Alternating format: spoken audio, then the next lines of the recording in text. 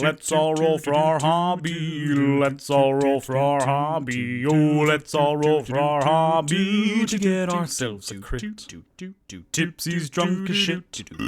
Onyx loves to hit. Ooh, Rock's magic is handy. Toot Toot's music is dandy. So let's all roll for our hobby to get ourselves a crit. Let's all roll for our hobby to get ourselves a crit. Toot. Come, friend, now lend me an ear for a tale of Victor the Weird. He went on an adventure with he, him, and himself, and also his mighty fine beard. Now gather round, I'll tell you about this mighty beast. He may look as human, as mere as you, friend, but soon your eyes will feast upon this marvelous creature with many body parts. His one shirt may fool you, but what if I told you his chest had 4 red hearts? One mouth but 1,000 voices, one mind and limited choices. 2 handsome dice, 2 handsome dice. The audience rejoices. He's going to play D&D with him, himself, and he. Those are his pronouns, it's really profound. It's time for D&Me, featuring Victor and Victor and Victor and Victor and Victor and Victor and Victor and Victor and Victor and Victor and Victor and Victor. One knows who knows how many repeats. So come and sit down in an empty seat. It's time for D&Me.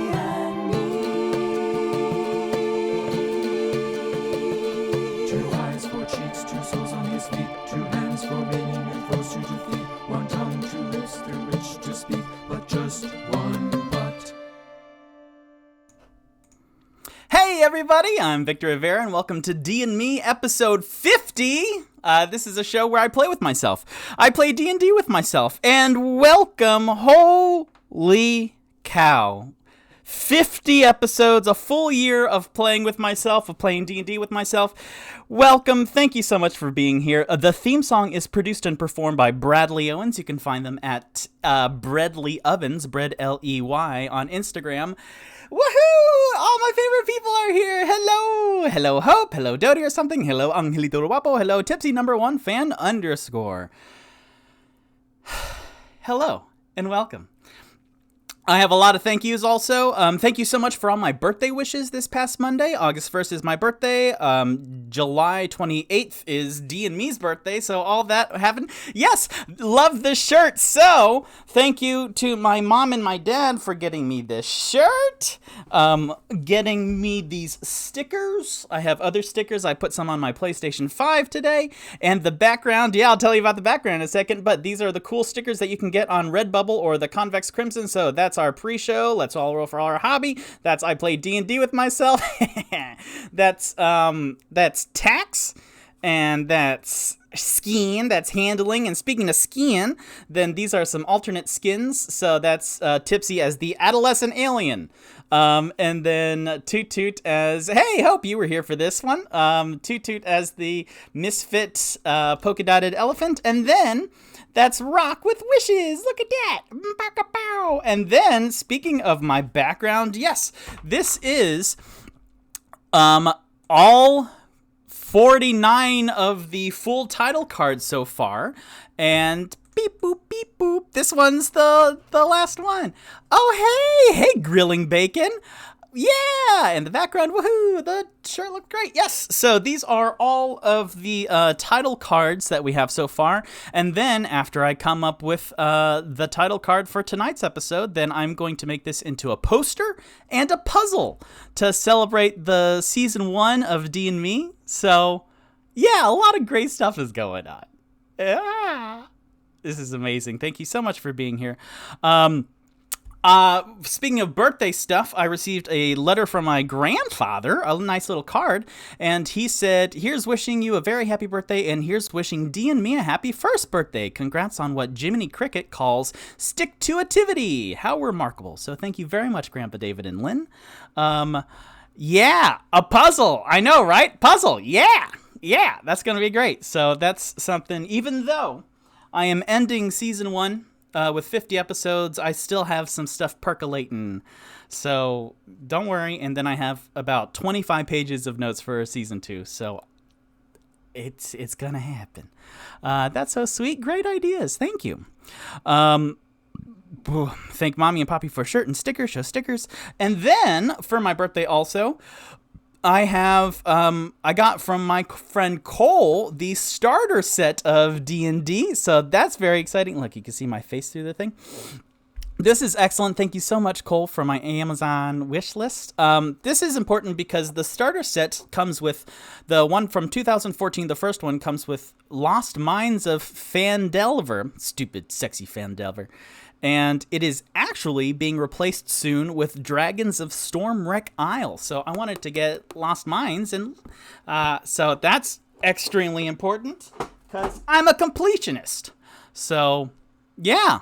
There we go. And then, last but not least, before the D&Recap, oh my God. Today is August 3rd, Wednesday, and this Saturday is going to be August 6th. So, I invite you to a very special D&Me Season 1 celebration where we're going to wrap up Season 1, talk about how everything's going, talk about what I learned, and what are y'all's favorite bits, and all that. Here, hold on. With my matching mug. That's totally good water. Ants says hi too. He's with his folks, but I'm here with ours and watching it all together. Oh boy! Yay! I'm on 2 laptops and a TV in that living room. Whoa, look at all that. So, yes. Again, this Saturday, please come on by. And we'll talk about the first 50 episodes. Holy cow. All right. So, D&Recap. D&Recap for episode 49, Post-Mortem. After the defeat of Circumstance and the Black Loxodon on stage and awaking Zovran, who was Nihilus V in the theater. Be there with bells on. Yay. Then Chainco... Let me give context for all that, huh? So we were in the Seven Masks Theater, and there was a big climactic battle between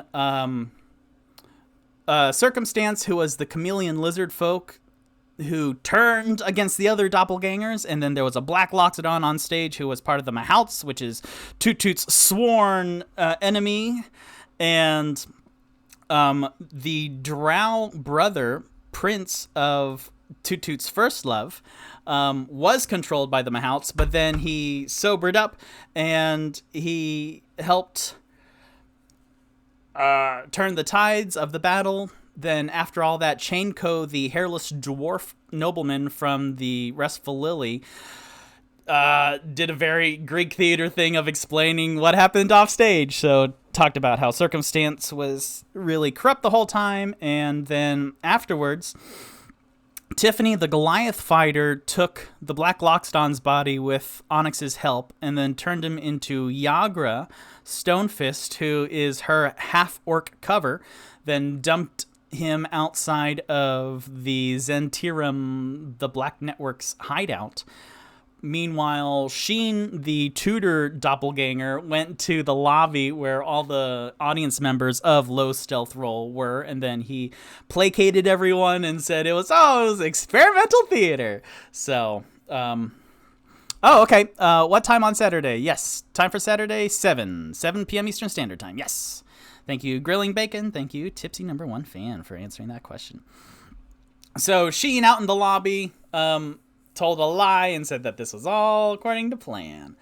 And, then they all found their way back to Tipsy's Tavern. Toot Toot with Zovran, the drow, were in front of a fire, and then Zovran told Toot Toot all about the mine corruption, the mine flare activity relating to the Mahouts. And that's kind of everything leading up to this adventure. Yeah. So here we go. Episode 50. Toot Toot is waking up with a sudden knock at the Tipsy's Tavern door, and Toot Toot startles awake. He is slumped over in the chair in front of the dying fireplace with Zovran asleep in the chair opposite him. And he looks around, and all the windows have are still black. And he wakes up and walks over to the door and opens it, and he can tell it's really, really early morning because it's that cold air coming from outside. And Angel, the angelic Aasimar with big bird, fluffy, feathered wings, is there with his glowing eyes receding. And he goes, Toot Toot, do you have a moment? I'm sorry to wake you this early. And Toot Toot, of course. Hold on, let me prepare inside, and then you can please come in. But hold on, just give me like 2 minutes. And then Toot Toot closes the door, whips around to see Zovran, who was the chief cause of all of the chaos yesterday, and rushes over to him. Zovran, we need to wake up. And then Toot Toot shakes the drow and yeah, we need to hide you right now. Let's see, where's the best place to do it? Let's take you upstairs. Yep, because otherwise it's the pantry or the kitchen on the first floor, or the basement down to the were-rats. So Toot Toot like drags this very still weak and healing drow up to the first floor, and okay,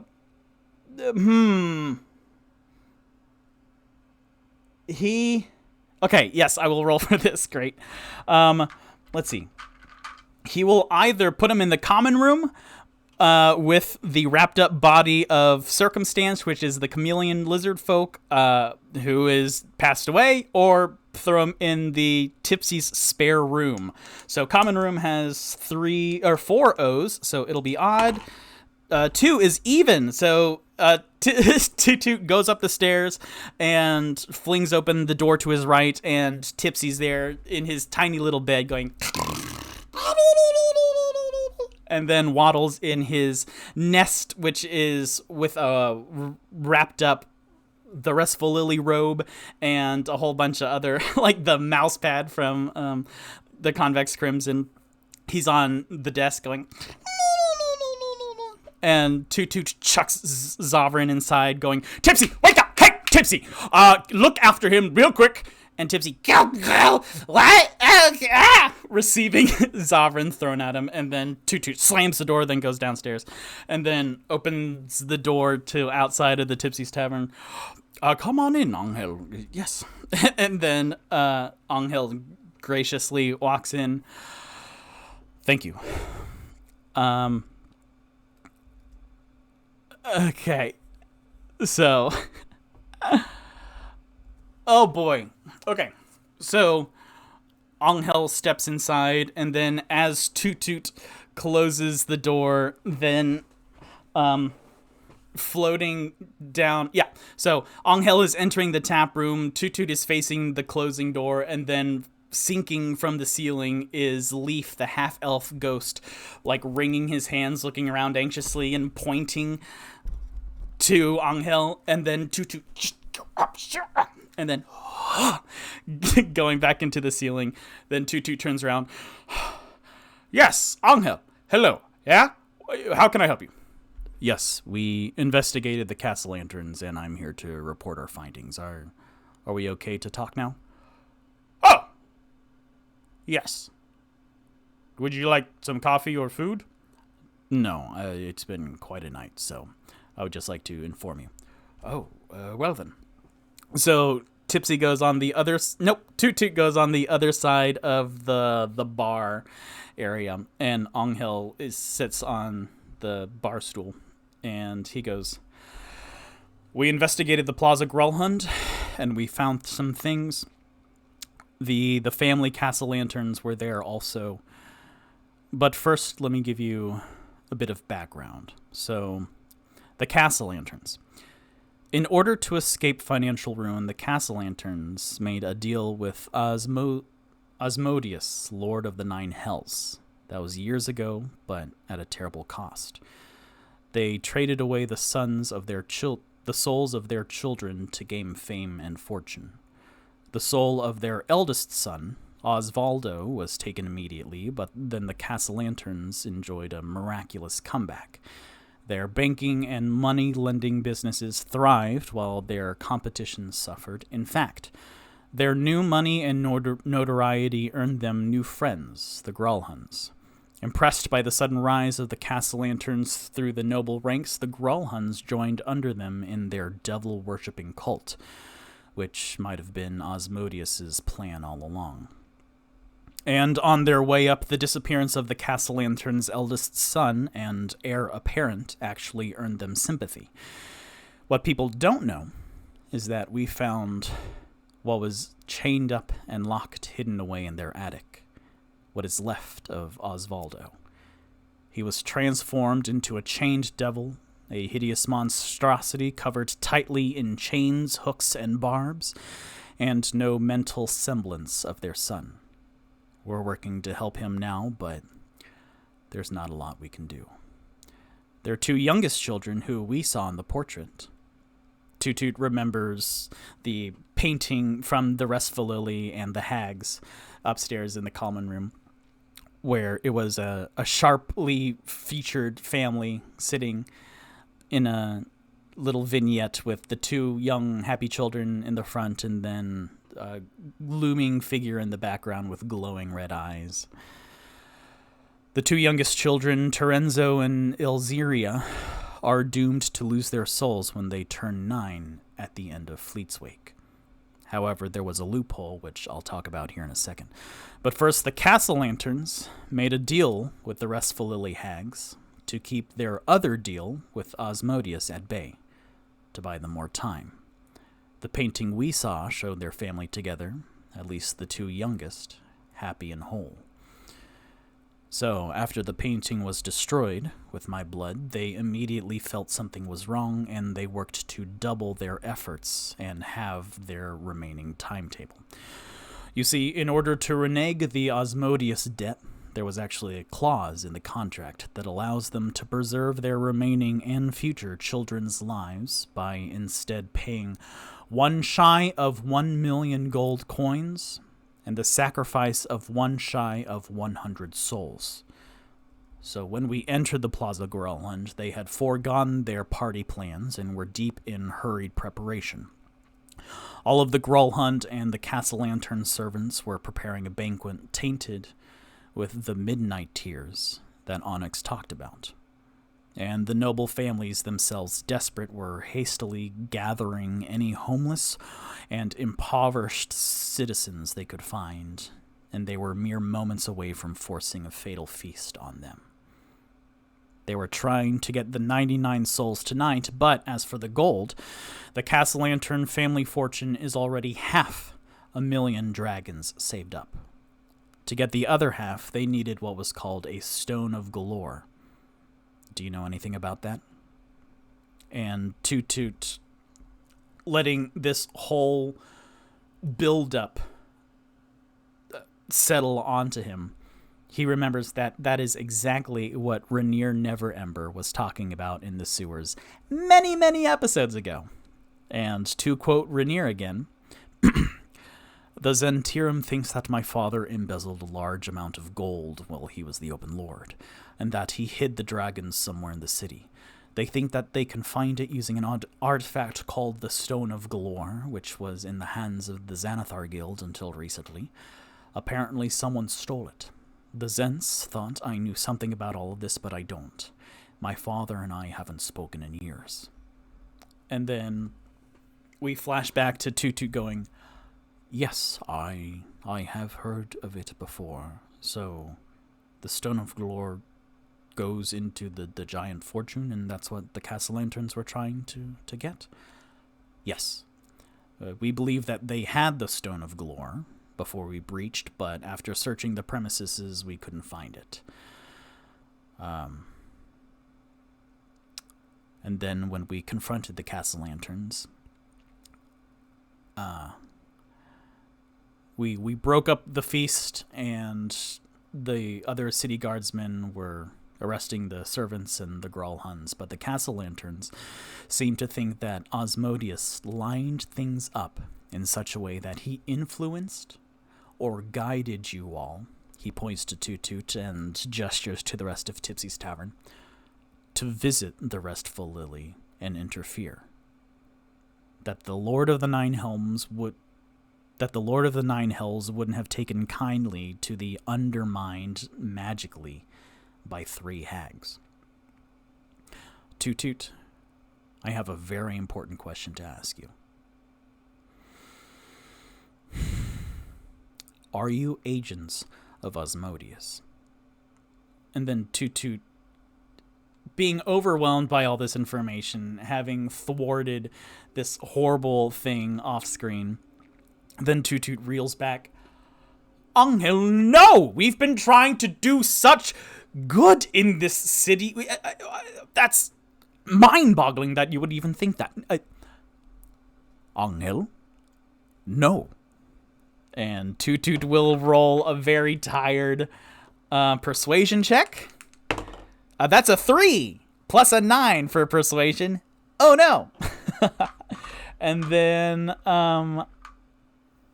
Angel will roll for insight. That's a 13 plus a 4 for a 17. Nuts. Okay. Okay, so Angel beat Toot Toot with his insight. I mean, Toot Toot's telling the truth, but Angel's kind of suspicious. Okay. Like I said last night before you told me to go to the Plaza Grelland and the Castle Lanterns, like I told you, you always seem to be around trouble. Trouble seems to gravitate towards you. Who do you work for? And then wait for the siren to go. Tipsy number one fan underscore says, narrative, baby. Yeah. Okay. Oh, okay. There are more sirens now. Okay. Look at all my merch. Oh, whoops, I should take this down, huh? Okay, we get it. Excuse me, pardon me. For season 2, it's not going to happen, but I'm going to have soundproofing. I'm going to be in a voiceover box. Boy, that would be so hot and uncomfortable. All right, siren's gone. So Angel asks Toot Toot, who do you work for? And Toot Toot goes, ourselves. If anything, for the city of Waterdeep, because we rescued Rainier Neverember, and then we took care of that troll, and then did the Kenku warehouse. So, Angel, no, sorry, I'm really sleepy because it's really early. Okay. The Brostradamus, sorry I'm late, spills popcorn trying to find a seat. Hello, Brostradamus. So Toot Toot goes, Angel, if we were working with the Castle Lanterns or Osmodeus, then by that logic, why would I have disrupted the sacrificing of 100 souls for that demon lord, who I just heard of for the first time? And Angel goes, interesting. Yeah. By that logic, I would have first of all, I wouldn't have told you, but I would have encouraged the sacrifice of all of these innocent people, or people who shouldn't die by being poisoned at a feast. Yeah, that's very bad for us. So, 1, that. 2, if we were part of the devil-worshipping cult, then yeah, I wouldn't have told you to break up the highest members, the Grolhuns and the Castle Lanterns. So, do the insight roll again. And then Angel goes, okay, I will. So, okay. Oh boy, much better. Toot Toot rolled a 19 plus 9, that's a 28. And then Angel rolled a 7 plus a 4 with an 11. Okay. Then Angel goes, you're right. Nope, that's a very good point. And Toot Toot goes, thank you. It is too early for that, my man. You are right. I just wanted to make sure I had a good feeling about you and all of those favors. But I wanted to make sure, all right? Because that was, frankly, a very big bust. And we spent all night and I have to do so much paperwork, but it appears as though I owe you another favor. So that last favor and you cashing it in, that kind of canceled out. So I owe you another favor for season 2. And Tutu goes, oh, okay, great, cool, thanks. And then Anghel kind of, you can see the sleepy, like the tired suddenly hit him, and he lets his very lawfully good proper stance sink down a little bit because he's very tired after a whole long night of busting a whole noble family, and you know that's probably going to be a lot of nonsense. For the podcast, absolutely nothing happened. Don't worry about it. I think that means the laptop is very quiet. Very tired. The video is not working. It says he is offline, so I guess his internet or computer went out. Cut out. Yep. So the stream decided it was very tired. So this is good that it's episode 50. I'll give everything. Hello, we are back. Wonderful. Hot dog. Woo, scare me, why don't you, Twitch? Scare me, why don't you? Everything's good. We can hear you now. Great. Can everyone hear me? Can everyone see me? Cool. All right. Yeah, I'll just wait for one more minute.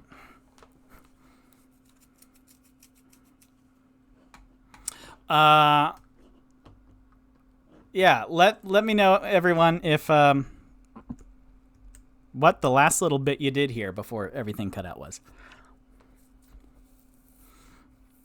Oh, Twitch, you funny thing. Great, Lockhart. We see you and we hear you. Can everyone see me? All right, let's see what we've got. Your man bun looks good. Thanks. Thanks, Anna. All right, so we heard that Toot Toot had a good roll. Excellent. All right, so yeah, Toot Toot rolled a 19 plus a 9 for persuasion, so that's a 28, and then Anghel rolled a 7 plus 4, so that's an 11. So with that, then Anghel went, okay, yeah, no, I just wanted to make sure.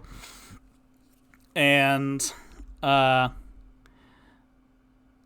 Anghel was, so you cashed in and convinced Anghel that they are not working for osmosis. Cool. So yeah, Anghel went, all right, so I just wanted to make sure. It was a very long night, and I'm sure you know that noblemen are not the noble people are not the most cooperative in terms of criminal investigations. So I've been up for quite a while.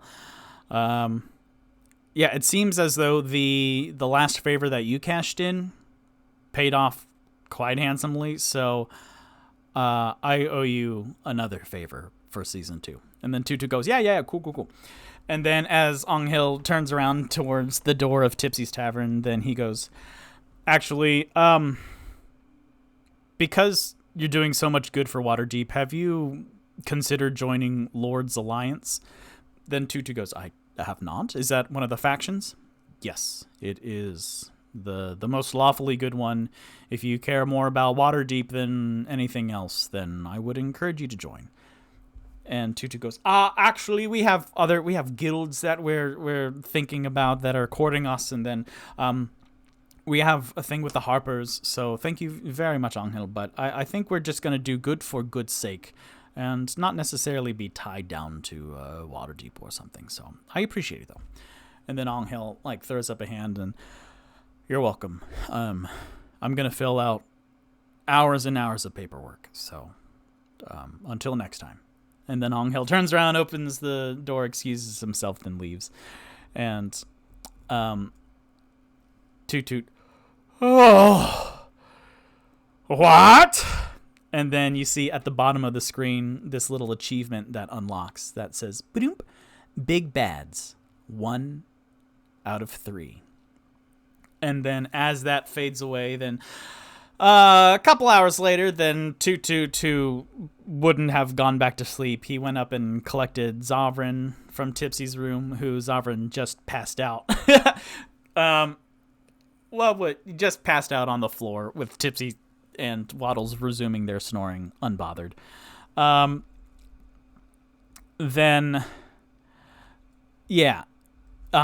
on in the morning, everyone kind of reassembles in the tap room of Tipsy's Tavern. Toot is there, Zovrin, who is healing but still very, very weak and still kind of out of it. Like the first morning after you're sick, that's kind of what he's dealing with right now. And Tipsy and Onyx are there, Waddles, and coming up from the basement is Rock with Wishes on his shoulder, and then he joins the rest of Victorious. Well, I'm happy to announce that with the last application of Remove Curse, it was actually not needed. And Algernon is fully restored from his lycanthropy, his were-rat. So the 3 were-rats downstairs are now just 2 were-rats and their halfling father. So with that, Rock cast a level 3 remove curse, and Algernon is cured from his were-rat, which is wonderful. Tipsy at the bar is going, Hey, everybody. Hey, guys. We did a lot of fun adventuring here, but yesterday I went through Circumstance's pockets, and I think you all deserve this. and then he pulls out from his pocket, clink, clink, clink, and puts a platinum piece in front of each Onyx, Rock, and Toot. Knowing full well that Tipsy still has 2 more platinum pieces in his pocket. But Rock looks down at the bar and goes, Are you serious, Tipsy? Yeah. No, you deserve it. Hey, you guys deserve it. Tipsy saying, fully knowing that he has 1,386 gold in his pocket. You know what? You deserve that, Rock. Go buy yourself some spells. And Rock with 179 gold in his pocket and now and a platinum piece goes, Oh, goodness, wonderful. Thank you so much, Tipsy. Yeah. Hey, you've earned it. Good job, kid. And Zovrin, who's exhausted, leaning on the bar, eating a bowl of oatmeal gratefully, goes, just so you know, with the money that Circumstance gave us and the Mahouts, I think that Onyx, he points at the dwarf who's quickly pockets the platinum piece. What? You took the half of the gold from the Black Loxodon, right? Yeah. Well, his name is Black Diamond, and I think this is just me thinking, but I think Black Diamond's cut should go to helping the families that he downed with the performers. Onyx growls, and Toot looks over. I think that is a very good idea, Onyx. Yeah. Tipsy. Yeah, what? Which one's more, 800 gold or a platinum piece? Platinum piece by like 200 gold. All right, here you go. Wait, is that right? Nope. A platinum piece is 100 gold. So Tipsy says, what you have there is like 8 platinum pieces, but I think it'll be like really good because it wasn't really yours. Yeah, but I took it. Yeah, but like 2 people are dead, so give it to their families. Fine. Yeah, all right. The stupid person. Yeah, all right. Here you go. And then Onyx coughs up the large bag of 800 gold and puts it on the table. Then Toot goes, thank you very much, Onyx. Yeah, I'm going to. And then Zavrin lifts an equal amount of 800 gold and plops it on the counter. I also want to, not necessarily for the families, but I am very sorry. So I want this to go towards helping out. So either if the team takes it, or like Toot Toot, especially you, I'm sorry. Zavrin, we will come up with something. You are still healing. Don't worry. There's plenty more in our future, so we will figure it out. Okay, great. And then as they're talking, then they hear a knock at the door. You are back. Woo. That's fine. I'm not going to let it bother me. So I'll give another minute for folks to rejoin. Nothing I can do about that. No control. So.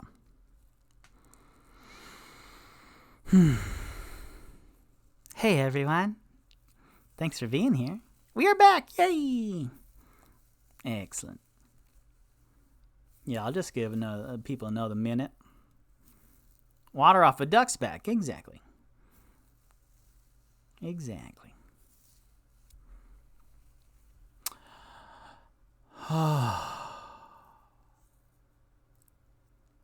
How's everyone doing? Let's do a little bit. Get out of here. Oh, no.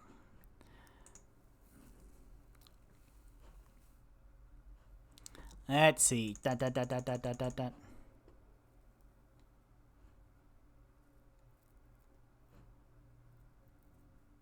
Bink. Oh. Glad to be here. What is surprise? That's funny. But I meant to click my skin. All right. Here we go.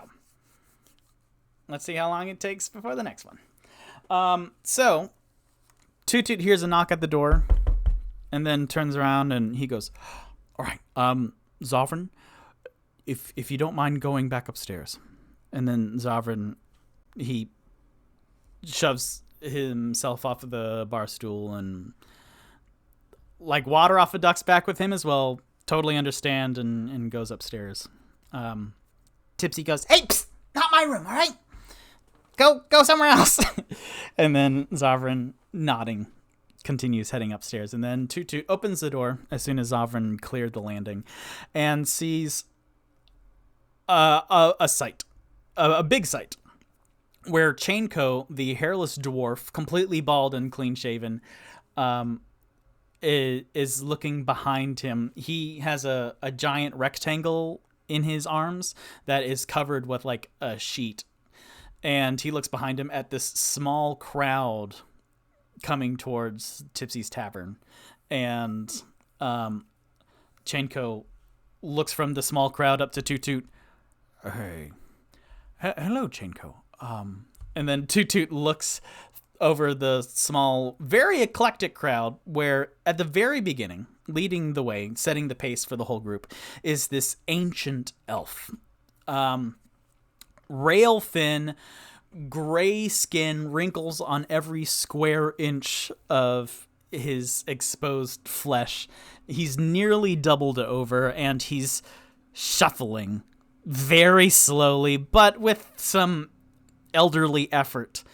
And this is an unusual sight to see because elves live over 700 years. So to see this super, super old elf is quite alarming because you can't even imagine how old he is. So behind this elderly elf is this graceful, elegant presence of a blue-skinned tiefling with black curling antelope horns going upwards, and she is walking gracefully in like this tight black leather outfit with this badass matrix overcoat over it, but a hot pink feathered boa wrapped around her neck as Ago approaches.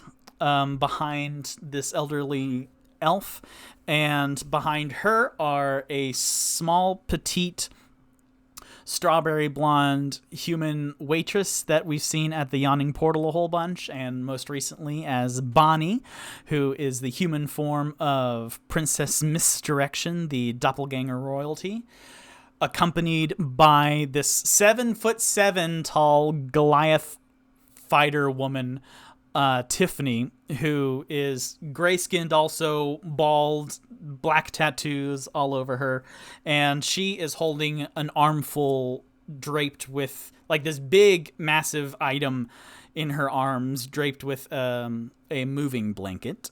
Then behind her, we see 3 regular humans, one a middle-aged human man with friendly mutton chops, which is a mustache meeting with regular mutton chops, as Durnan, the bartender of the Yawning Portal, comes up with a rather dashing-looking, handsome, heroic figure in Rainier Neverember, who is kind of orange, wavy hair down to his chin as he walks up, and then a very peacock-inspired bard, human bard, with a floppy hat and a long, obnoxious peacock feather sticking out of it, and he's just grinning as James 3 Strings Buffet is, like, kind of skipping and prancing and swaggering up.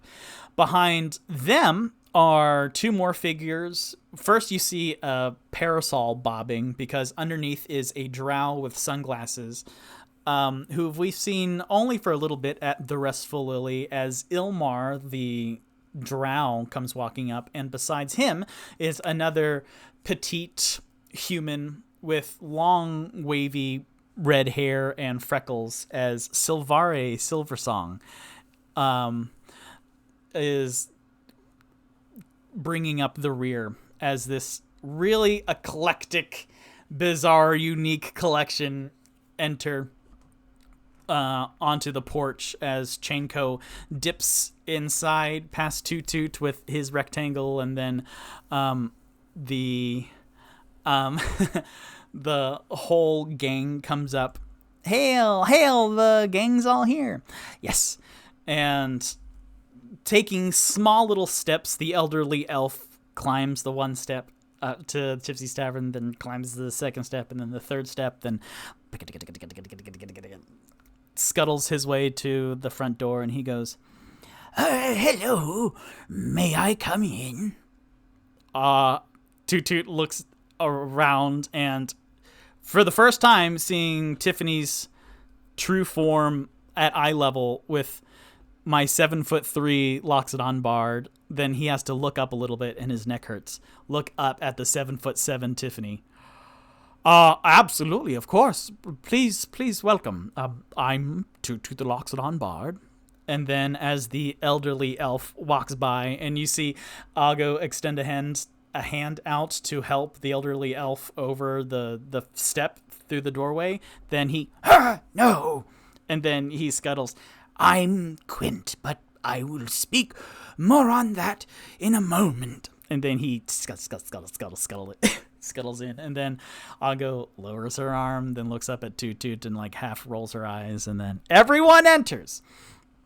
And then the configuration now is the downstairs tap room of Tipsy's Tavern, and the 4 boys of Victorious are lined up by the bar in ascending height order, so Tipsy, Onyx, Rock, and Toot Toot.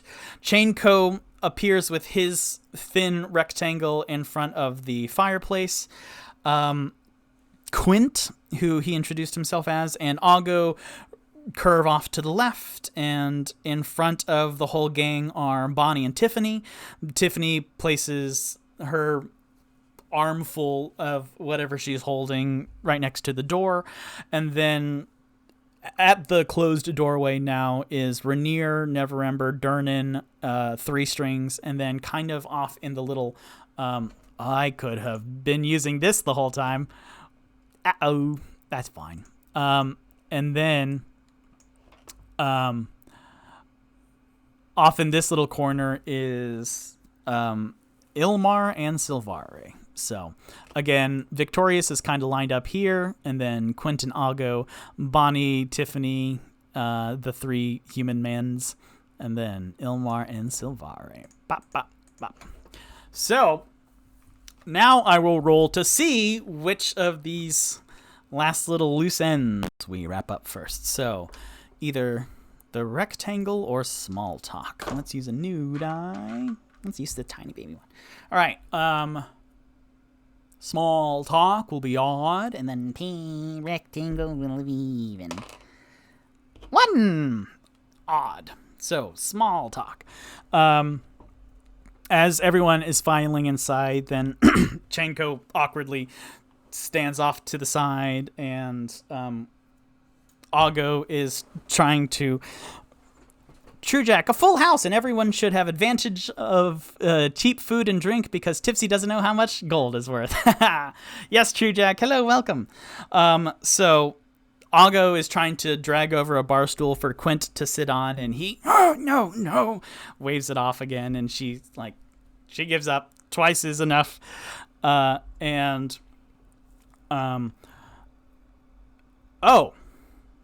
I didn't say it, but Sheen is there also. Because that would make sense. Yes, Sheen is there.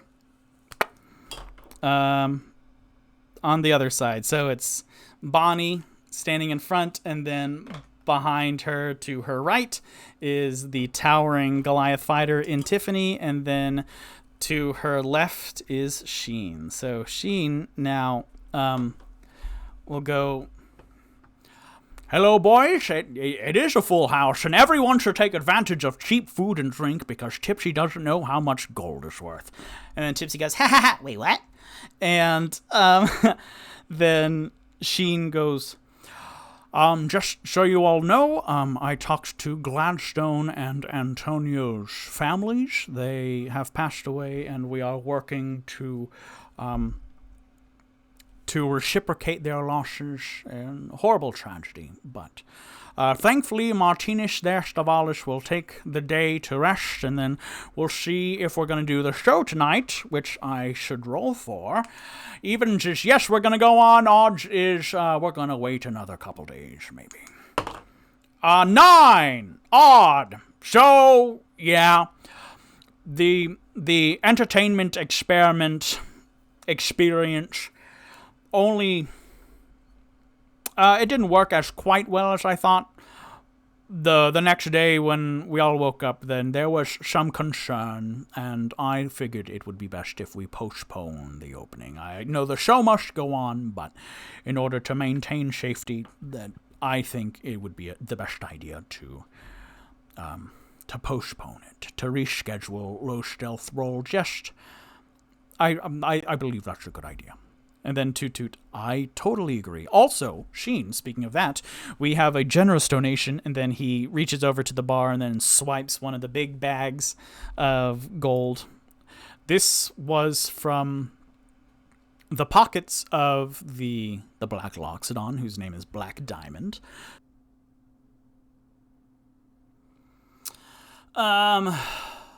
Just in case OBS is taking, quite a while to wake up. I am restarting my whole computer and OBS every single time. I am now trying personal hotspot from my phone instead of using the internet. I've turned the Wi-Fi off of my laptop and my phone, so we'll see if that works any better. 90 seconds into this new edition, let's check my phone to see if people are texting me that I'm live.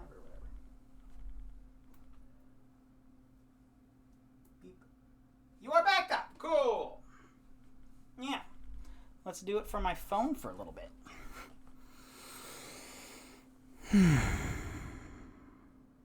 Sorry about this, folks. This will be a fun little editing experience for me tomorrow.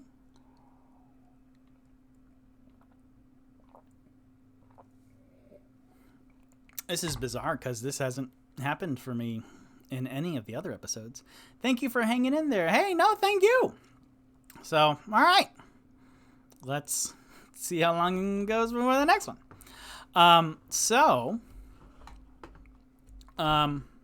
Okay.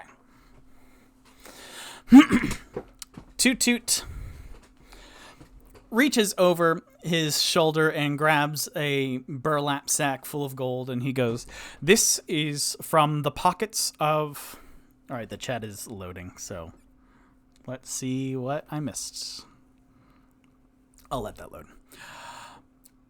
We picked this from the pockets of the Black Loxodon. His name was Black Diamond, so we think that it is best for... Oh, wait. Yeah. Okay.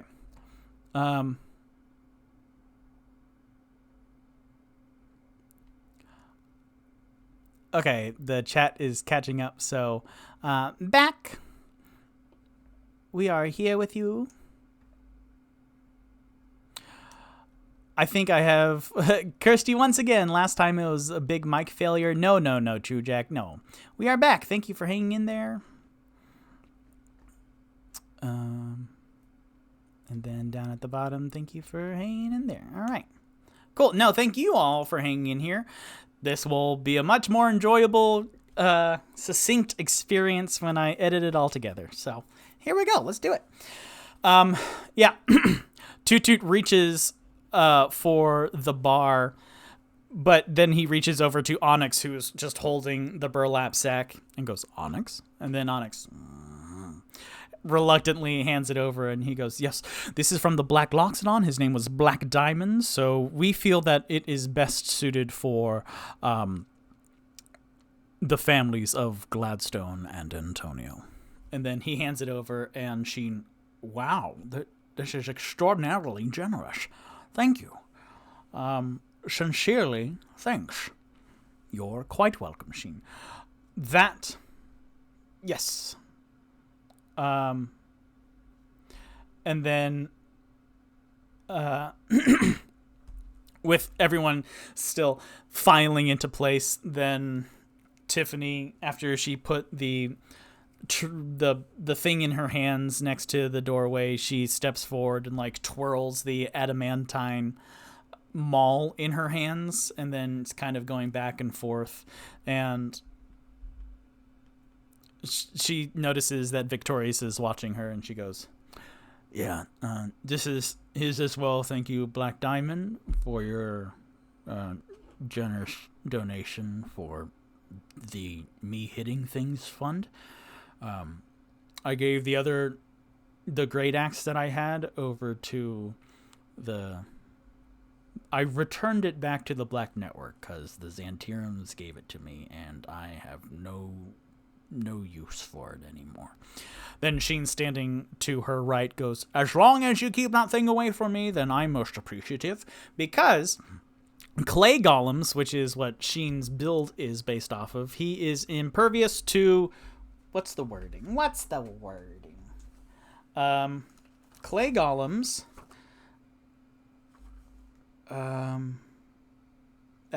damage immunities, acid, poison, psychic, bludgeoning, piercing, and slashing from non-magical attacks not made with adamantine weapons. So the fact that Black Diamond and Zovrin showed up with adamantine weapons, that was specifically to attack Sheen, because otherwise it wouldn't have done him damage. So Sheen goes, "Yeah, as long as you keep that thing away from me." And then Tiffany huffs and then moves it away from being near Sheen, and then she keeps twirling it. And then Rock actually steps forward and goes, "Actually, we took these off of your person when we were not as trusting of you, and I do apologize. So here you go, Yagra." And then Rock hands over the bodyguard pieces of paper that they took off of Tiffany back in episode 28, Diamond and Silver. And as he's handing over the letters, then you hear Onyx interrupt, No, Yagra's her dead name, all right? She's only Tiffany. There's no more Yagra." And then, graciously accepting the letters, then Tiffany looks over at Onyx. "Thank you. Yes, we took the Black Loxodon and then transformed him into Yagra, and then gave her back to the Black Xantirum, the Black Network, the Xantirum. So I am free. Me and Sheen are now going to work on a new form for me, and it'll take a couple days, but that's just how it's gonna go. And then Tiffany goes, well, since also we're exchanging a whole bunch of things, and before the feed dies again, then Toot Toot, she steps forward, and Toot Toot, oh dear, dreaded this moment as the 7'7" Goliath fighter steps forward towards the 7'3" black Loxodon bard, and he cranes his neck upwards, and it's getting tight at the base of his neck. Yes, we took these off of Black Diamond last night, and I studied them for a little bit. I took some rubbings, but as morbid as they are, I think you should have them. They are his, but they depict, I believe, your family. So then she hands over 2 giant elephant tusks, which have carvings of, sure enough, they're very like Aborigine, indigenous designs, but there are vignettes of this army made up of different races. Ecology Advance, I'm late, but I made it. Hey, Ecology Advance, welcome. I'm not going to catch you up on everything that's going on because it's a lot, but welcome. So Toot Toot looks and he turns these tusks over, and there are 4 sides depicting various battles, and one of the sides actually has a whole vignette, this morbid mural of mind flayers. So Toot Toot says, thank you very much, Tiffany. I will study these as well, but we are going to find out. I'm going to learn a lot more than my family, the Cage D herd, has ever learned. So thank you. Thank you. So he accepts those, and then let's see. Yeah.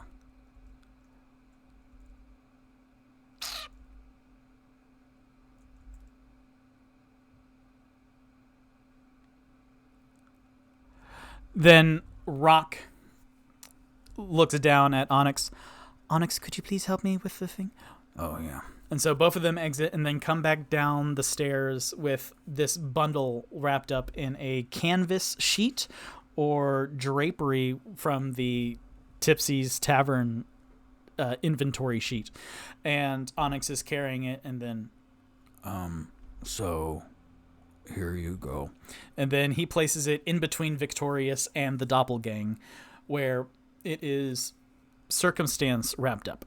And Rock explains, we had to get him out of the Seven Masks Theater, so we applied some theatrical makeup on, and it was not... he was a bad guy, but we thought that he deserved a little bit more dignity, so I prestidigitated all of it off him this morning. But he is available for whatever you decide to do to him. And then Then Bonnie steps forward, and from her petite strawberry blonde human form, then she grows and stretches and lengthens to the 6-foot-tall alien form of a doppelganger. So, dark purple skin and these large oval eyes and oval head. And she looks down. Thank you. We will take him back to anywhere. But I actually wanted... She turns to face towards Chainco, the hairless dwarf with his rectangle by the fireplace. I actually wanted to speak with you. Oh, okay. Well, if I may, then Chainco steps forward, and he he steps forward, and then with a flick of his wrist, he unfurls the sheet over the painting depicting a handsome elf form on this mountain of gold, surrounded by a dragon's hoard of wealth. And he goes, "This is Circumstance's painting, and I wanted to bring it so that we could destroy it. But also, I was thinking about it some more.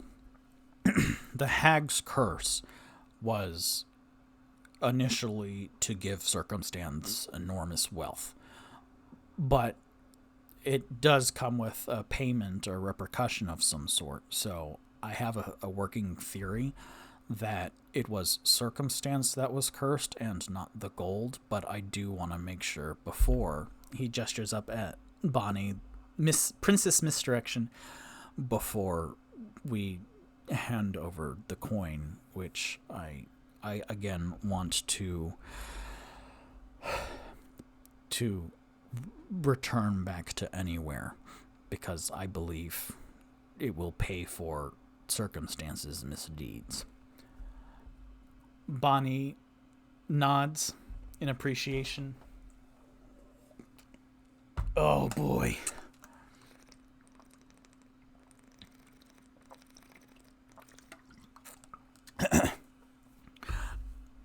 But just in case, when we destroy it,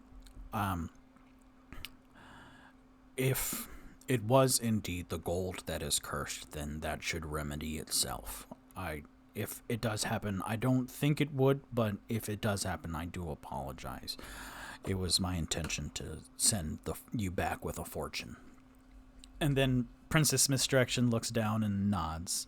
Thank you. I appreciate that. Yes, of course. If someone could do it, because me as a dwarf nobleman has like a 0 strength. And then Onyx cracks his neck as he steps forward, and Tiffany walks up and she starts cracking her arms and her fingers, and both of them will start tearing at this painting. With Onyx will go into a rage, because why not? And that will give him bonuses to his strength and stuff. Hehehe. Good. I get to roll something now. All right. Ecology of Ants does a Komodo hype emoji. So then Tiffany's sheets for season 2. I will have my own little mini binder of NPC character sheets, because these are all the character sheets. Well, most of them. So Tiffany does not get. Oh, she gets Action Surge though, but she doesn't get advantage because she doesn't rage. So Onyx will roll for this. Tiffany will roll. Okay, Onyx with advantage. Because he does extra attack. No, he will do reckless against the painting, because that's never not a good thing. Both of those are 9s. 9 plus 7. What is your 9 plus 7? No, hold on. 9 plus 7. That is 16, which I do believe hits. I think it was like a 15 or 16. So yeah, 9 plus 7, that hits. So Onyx hits the painting with his ice anchor, and then Tiffany will also roll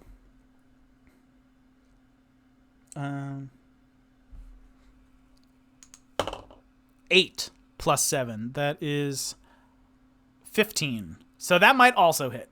Let's say that does happen, because I think it was a 15 or a 16, but that book's over there. So I'm going to say it was a 15. So both of them hit. And then Onyx will also do an extra attack because he can. That's a 3. Uh-oh, SpaghettiOs. But Tiffany will also do an extra attack. That's a 6. Okay. All right.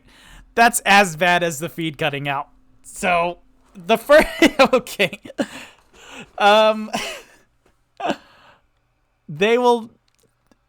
Their first 2 hits were successful. Their second 2 hits were not. So let's say mechanically speaking, story narrative wise, then they both hit the painting, and like the ice anchor, the fluke, tears into the top half, and then the adamantine maul tears into the bottom, and like they tear it asunder, and then they both swing around, but where the painting was, then the other jerked it out of their view, so then they both miss. That's better than not hitting it in the first place. Then hitting it and then missing and getting all that psychic damage. Great. Perfect. So, that tears the painting in half, and then you see,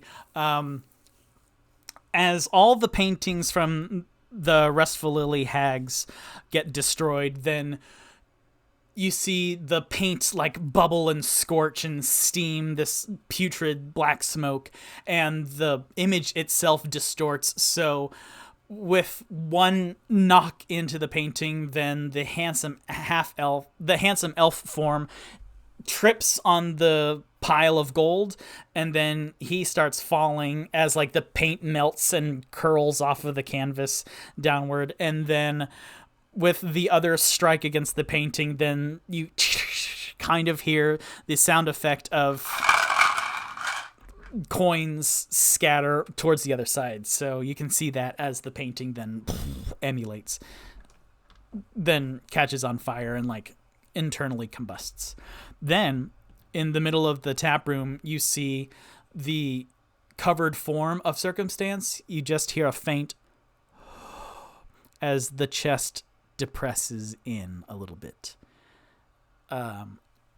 And what Chainco was saying in the last episode is that he believes that whoever is cursed by the Restful Lily hags are still cursed beyond death. So the only way to truly cure everyone that has been altered by the hags is by destroying all the paintings. And this was the last one. So that's amazing. That's really great. So, yeah.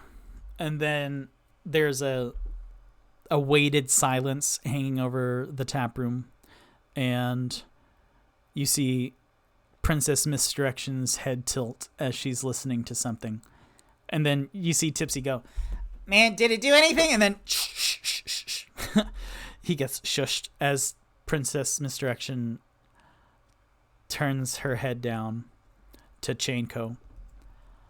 "I just received a message saying the funds are still there, so the money itself was not cursed. It must be Circumstance who... It's regretful that he chose those actions, but he was met with a result that he concocted himself." And Chainco goes, "Thank you, ma'am. My second working theory was that the curse would be against Circumstance himself, that after a year he would lose all the gold. So technically he just did. And I believe that the curse was a self-fulfilling prophecy. So the money is yours. Please thrive." He talks to the doppelgang of the Princess Misdirection, the doppelganger, and the low-level shapeshifter, Tiffany the Goliath fighter, and Sheen, who is in a human actor form with a short beard that's really salt and peppery and receding hairline, and he's a little bit pudgy. So Sheen, the Tudor shapeshifter as well, clay golem form. "Thank you very much. And you," he turns to Victorious lined up by the bar. "As far as I'm concerned, then you have saved my life 2 times over now. So thank you. If you'll excuse me, then I will head out. I am going to meet with Glimmer, and we are going to establish a new jewel base here, because I prefer working with fine jewels and gems, precious diamonds and emeralds. than with most people. So thank you. And then Chainco heads out. So that's very sweet. Yeah, great. Going over my notes. Thank you, Twitch, for being alive for 22 and a half minutes. My hotspot is working quite well. Thank you all for being very patient and staying with us. So, yeah, after Chainco excuses himself and leaves, and then Toot Toot steps forward. Princess. He hands over a folded up piece of paper. I believe after you have left and went to safety, then we uncovered this letter from Circumstance, hiring the Mahouts, and you can see that this is the same emerald, beautiful calligraphy that were in the 2 notes beckoning you and Tiffany to arrive to the theater. So I believe he planned that. I believe he planned the theater Mahouts. And as Chainco was saying earlier, then I believe there is no more threat to your person. The Mahouts are taken care of, hopefully ending the war from nowhere.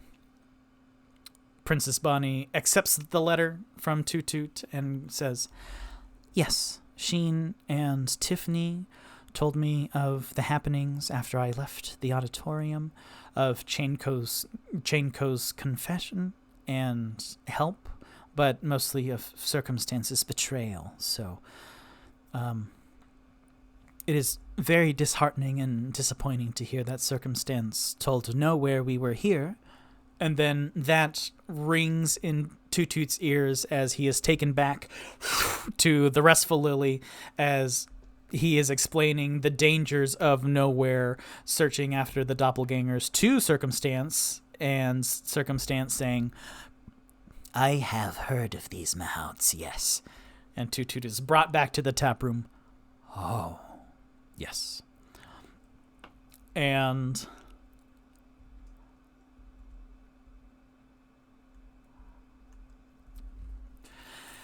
then she accepts this and goes, with this final piece of evidence, then I believe that the doppelgang are safe here in Waterdeep. I will check in with my family and the kingdom back for anywhere, but I am sure that this will turn the tide between anywhere and nowhere. So thank you very much, Victorious, for helping in this endeavor.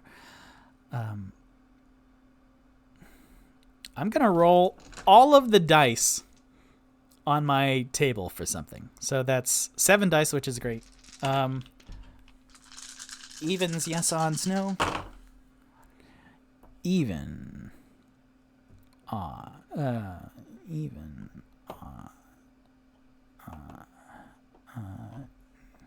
Okay. So then Bonnie. Interesting. Bonnie, if you'll excuse me. And then she turns around and starts talking with the gang, the doppelgang of Sheen and Tiffany, and they talk for a moment, and it's hushed and whispered, and it goes on for a couple minutes of various points going back and forth, and Sheen nodding his head and Tiffany shaking her head. And then after a while, then Princess Misdirection emerges from the group. So, I believe that we are good to stay here in Waterdeep. From my council, we have talked about the dangers, but the prevention, and we will be more careful. I will keep my Bonnie's form so that I can... Durnan, she turns around to the human bartender, so that I may stay at the Yawning Portal if you'll keep me. And then he in the back of the taproom goes, yep. A man of few words. And then she turns back towards Victorious. Yes, I will keep my Bonnie form. As we discussed earlier, Yagram no longer exists, so we are free from the Black Network's ties. And, well, It takes more than death and destruction to tear Sheen away from a theater, so he will stay there. And then Sheen nods sharply. But yes, we will stay in Waterdeep, so thank you very much. And speaking of that, I have one final thanks to say. And then she turns around and does a hand motion to Tiffany, and Tiffany goes to the item that is shrouded by the door, and she drags it forward, and then you can hear a lot of clinking inside, and then she puts it in front of the group and then unveils it, and it is a chest. And Tiffany then opens it up, and you can see the faces of Tipsy, Onyx, Toot Toot, and Rock with this underglow of gold lights splashing up their faces. And then Tipsy goes, and then Onyx, and Toot Toot goes, my gods, that is a lot of money. And then Princess Misdirection goes, well, I am a princess from a foreign nation, after all. I have means, and as I recall, you, Toot Toot, gave me a significant sum of your tip money from first playing at the Yawning Portal, so I believe one good deed deserves another. And I heard that you wanted to spruce up the Tipsy's Tavern. An interesting name. She nods down to Tipsy, who's just agog. Like his brain broke. So it is my pleasure to help fund the reconstruction and restoration of this building. So whatever you want to do to make it more of a tavern than a ramshackled mansion, it looks like.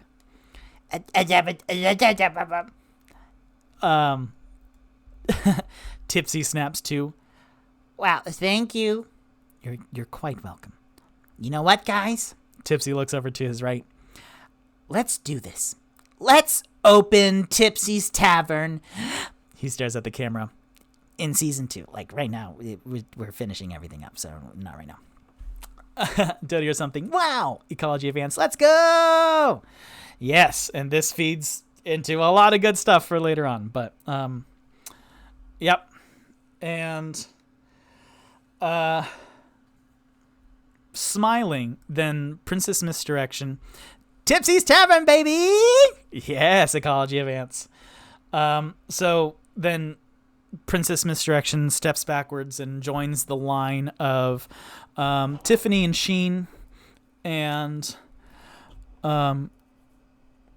with that is the Doppelgang taken care of. That is Chain Code taken care of, and Circumstance. Then I guess Tiffany reaches over and picks up the bundle that is Circumstance, and she steps back also. So it's a nice little line.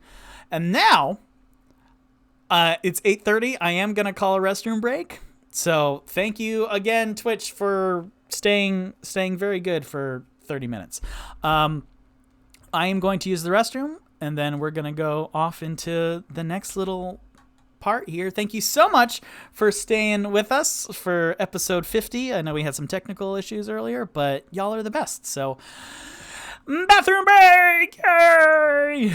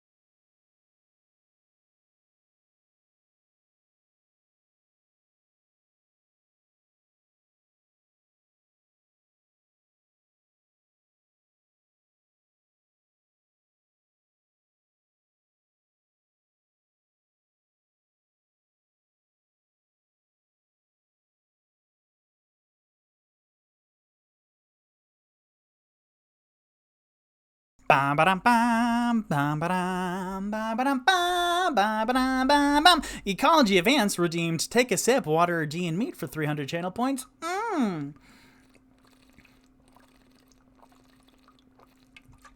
My Saving Throw water bottle. Thanks to your girlfriend, my sister. She gave this to me in episode right before episode 13, which is D and Spooky, back in October, and I've been drinking it ever since. So thank you so much, Ecology Advance. Thank you so much, Sarah. Thank you so much, everybody.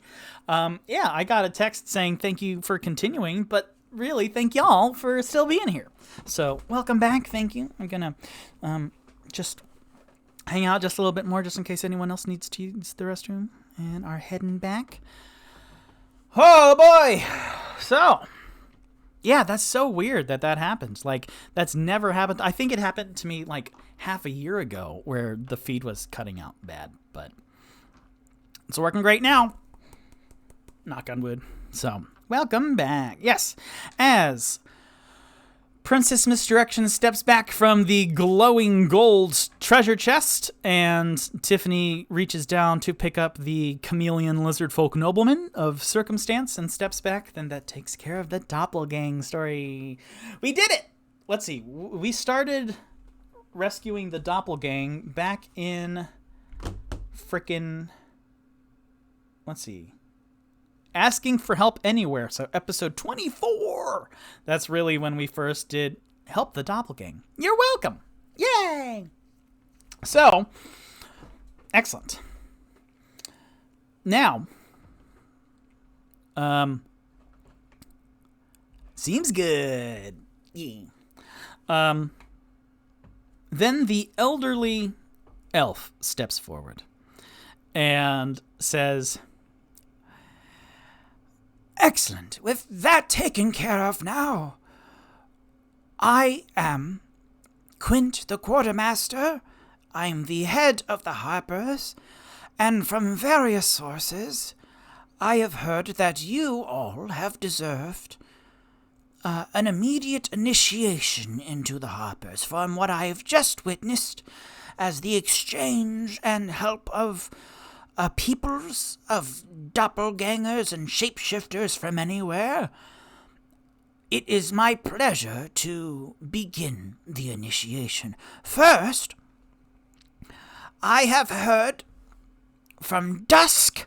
And then he gestures over to the far side of Tipsy's Tavern, and Ilmar, the drow, steps forward, and he took off his sunglasses and closed his parasol, because drow have sunlight sensibility, so him being outside, that was stinky for him, but then he stepped forward. I received a message from Dusk telling me of your good deeds from the Restful Lily, how you've defeated hags and cured the home of Silvare Silversong. Please step forward, my dear. And then the red-headed, small woman steps forward, and she, like, curtly bows and makes eye contact with Toot Toot, and Toot Toot blushes a little bit. How you restored a place that was cursed for 10 years, and then, from what I have just heard from the gentleman who just left, that you have defeated 100 portraits of cursed beings.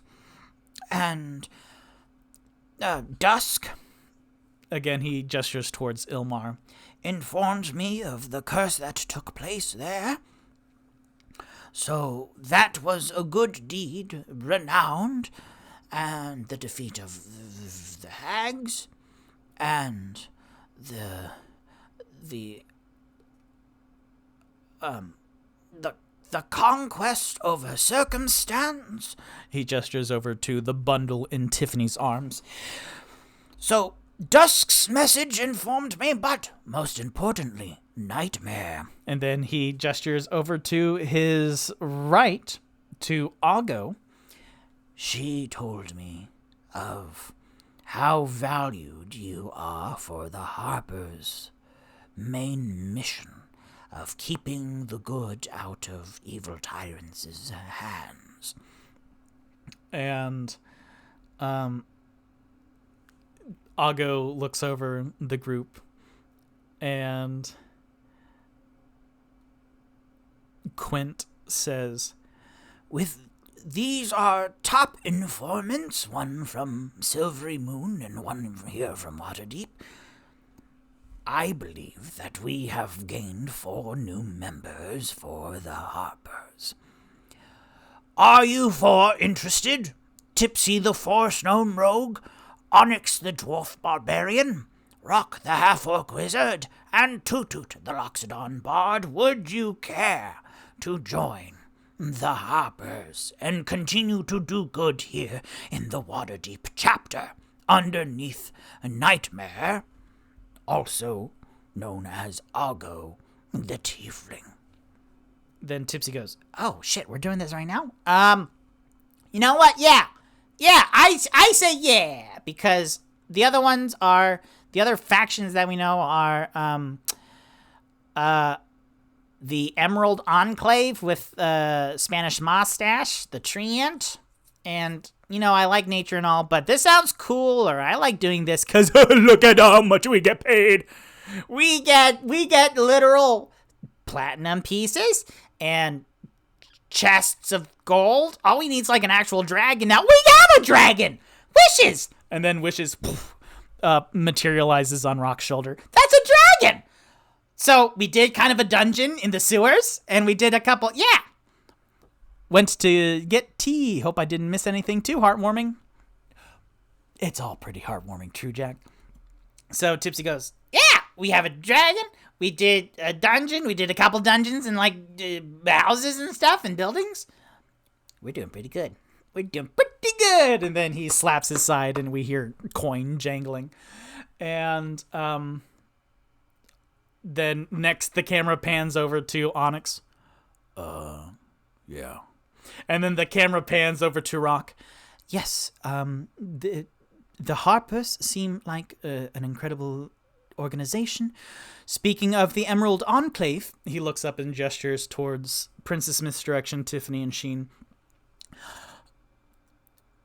I was hearing that the Emerald Enclave, from Sheen, the Emerald Enclave was actually against the doppelgangers, which doesn't make a lot of sense to me because you all have been tremendous, and I very much value you, your mentorship and your protection and your guidance. So that speaks ill of the Emerald Enclave, so I have no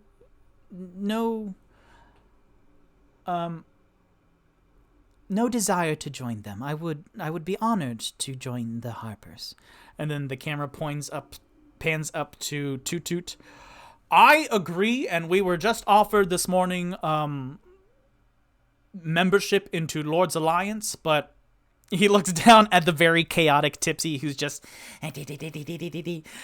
motioning his hands over to the gold chest, and then Onyx, who like kind of flows his hair back, and you hear the jangle of many defeated foes' bones in his hair.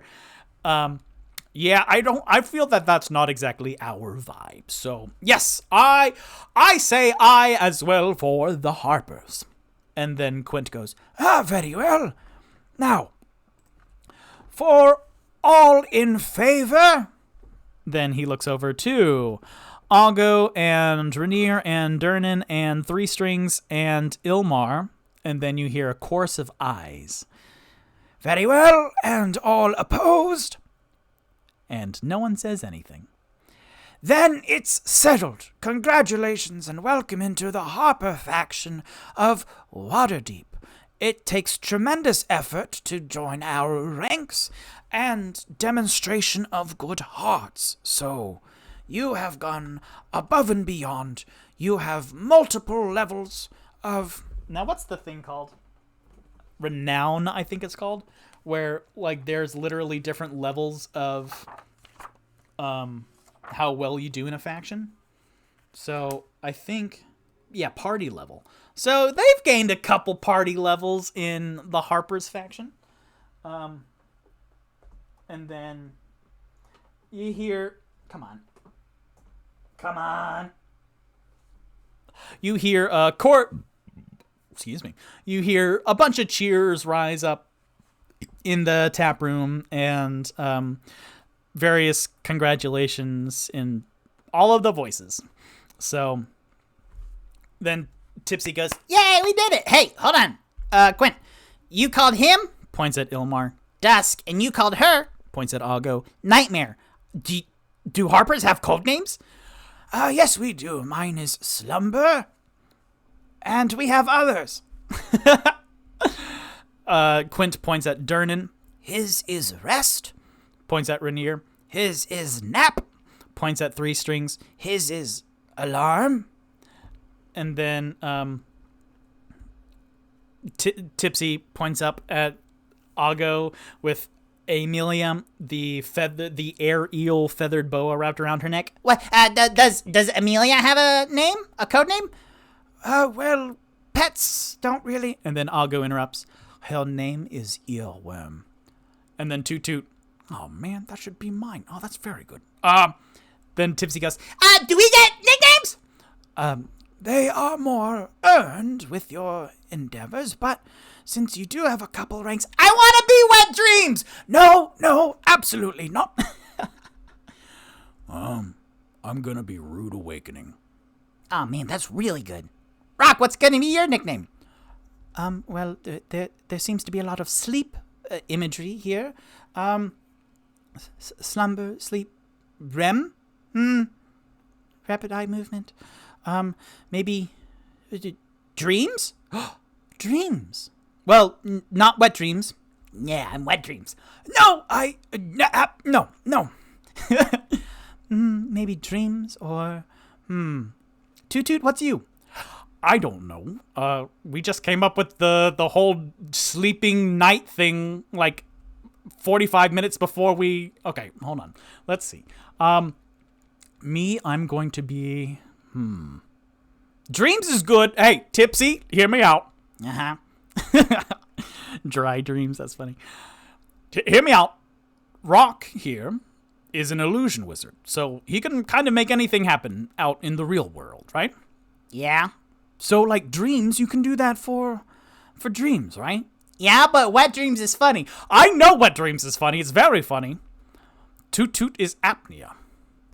Which one's the snoring? Is that where like, or where you don't? CPAP. You know what? I don't like any of these names. Let's come up. Okay. Tipsy. What? Do you want to be Stars? Ooh, Stars is good. Stars is very good. I am a star. I'm a glistening star. All right, I'll choose Stars, I guess, if we're going with, like, names that we can actually say out in the... Okay, I'll be Star. Oh, also, we're victorious. That's really cool. We have, like, a bunch of names going on. Okay, so Star, Rude Awakenings, Dreams, and Toot Toot. What are you? Do you like... Inception. No. I do not want to be snoring, even though with the trunk it's pretty good. Apnea, CPAP. Stars, Moon. I don't want to be Moon or planets. Let's see. We have Dusk, Slumber, Nightmare, Earworm, Breast, Nap, Alarm. You know what? I'll be Pillow. That's pretty good. I like it. Pillow, yeah. Or Comforter, because I comfort. Who do you come for? Hey, No, that's inappropriate. I like Pillow. Siesta is also good. Yeah, I'll be Pillow. Let's write that down. Okay. Morpheus, Siesta. Wet Dreams. Nope. Tipsy is Stars. Hypno. Rude Awakening, Dream. And I am Pillow. Pillow's cute and cuddly. Just like me! Slumber, Nightmare, Earworm, Rest, Nap, Alarm, Dusk, Stars, Rude Awakening, Dream, Pillow. Pillow, Hypno. Yeah, I like it. Great. All right. Yeah, that's cool. So, anything else before I move on?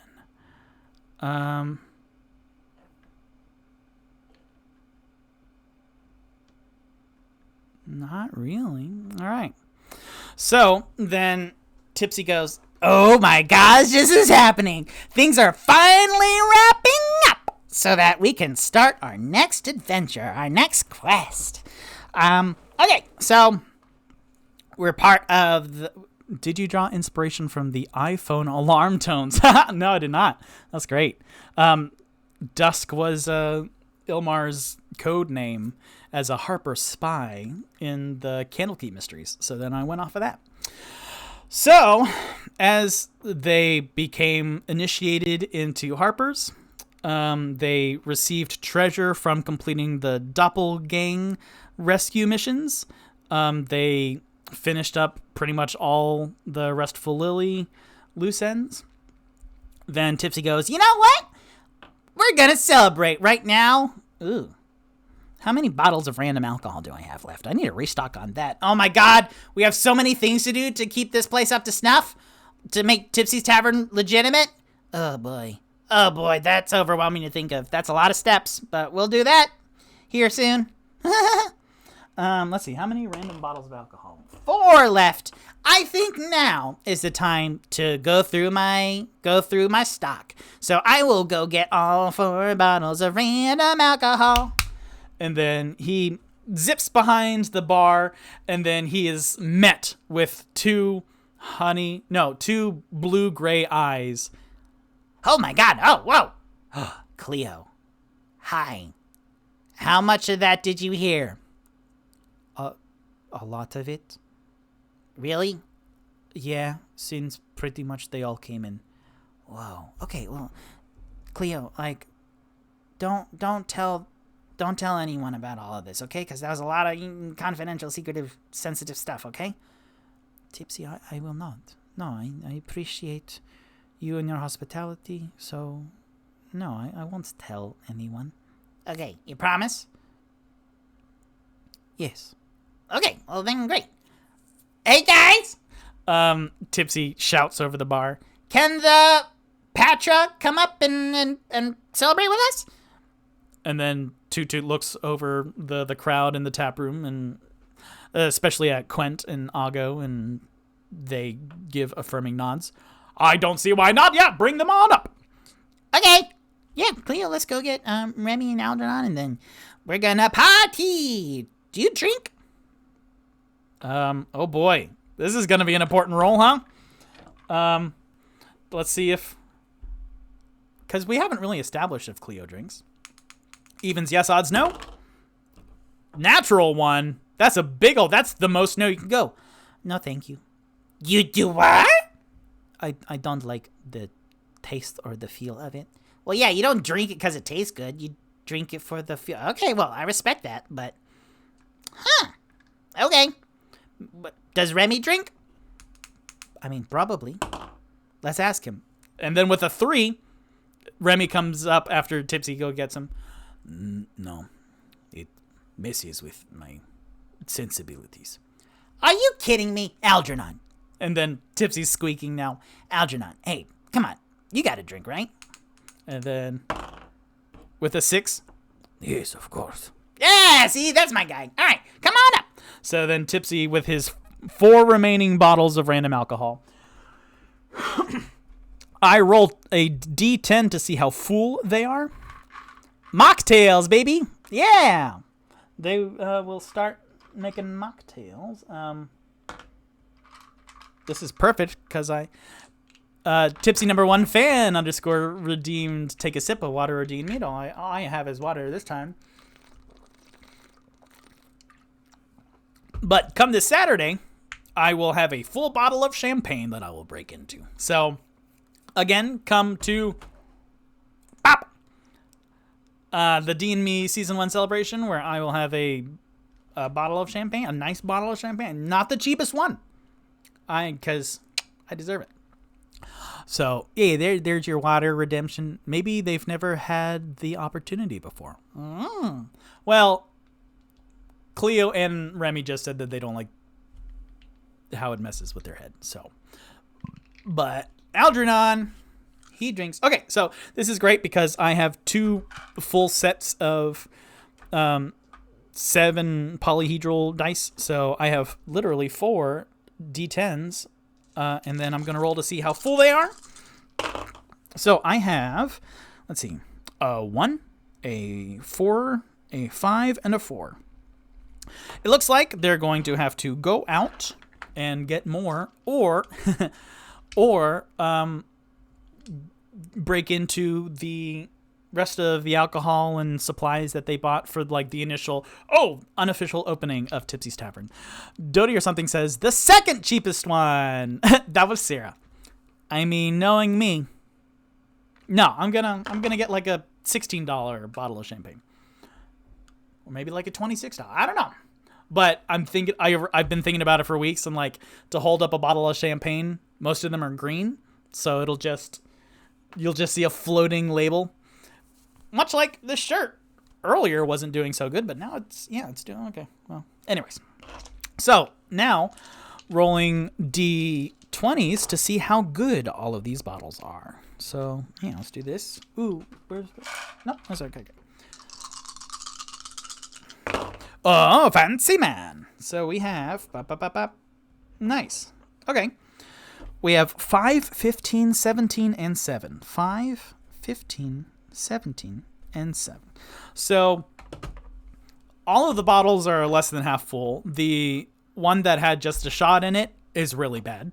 So that tastes like gin. Yes, I don't like gin. It's my least favorite. So it just tastes like rubbing alcohol. One of the 4/10, 2/5 of full. One's very good. One's not great. But the bottle that's half full is a 17. So there's a pretty good spread. So everyone has at least a little glass or shot of something as they pass those around. And that takes care of all of them. That was fun. The bottles of random alcohol from the Skewered Dragon, which was episode 5. I had those for 45 episodes. Holy cow, that's amazing.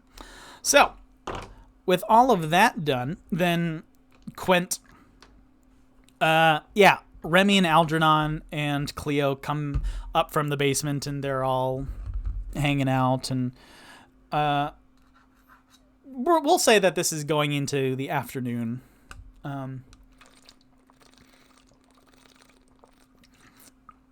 Where now it's just good friends in a tap room. So people are meeting. Toot Toot happily goes over to Silvare and they start talking. And as the party starts to liven up, then Quint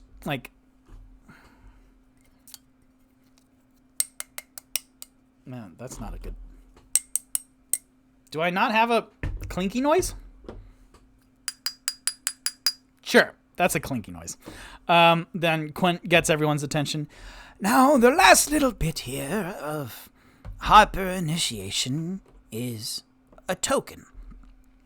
And he reaches from behind him, and from underneath his robes, then he pulls out from his waistband a small handheld harp. And he holds it up. We are named after music that you play, cling, cling, cling, cling, cling, to drift one to sleep. So it's only appropriate to have this as our actual symbol. And it's a pretty nice harp with some curved silhouette to it. And he says, now, this is a symbol to all visiting harpers that you are trusted members of our society. It is a symbol also in your establishment where it is a safe haven for other traveling harpers or for those gathered here for safety. But also, it is a beacon, so if you are ever in irreversible danger, then you may play this, a certain tune, which I will teach you to toot personally, And the nearest harper will get a notification that you are in dire straits. And we as a team always answer the beck and call. And Three Strings, the gregarious human bard from the Yawning Portal, pipes up and goes, "Yes, well, I've answered so many calls that's why they call me Three Strings, because I only have 3 strings left on my musical instrument. And that's because I've done so much good throughout the whole city." And then Quint whips his head around. No, that's because you have abused your rights. Summoning us for hair gelatin does not necessitate an emergency.